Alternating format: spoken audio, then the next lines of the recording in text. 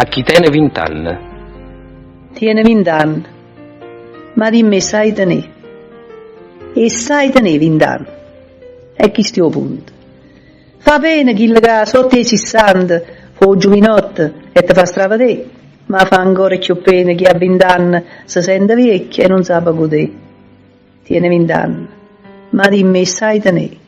E sai tenere 20 anni. E chi stiamo punto.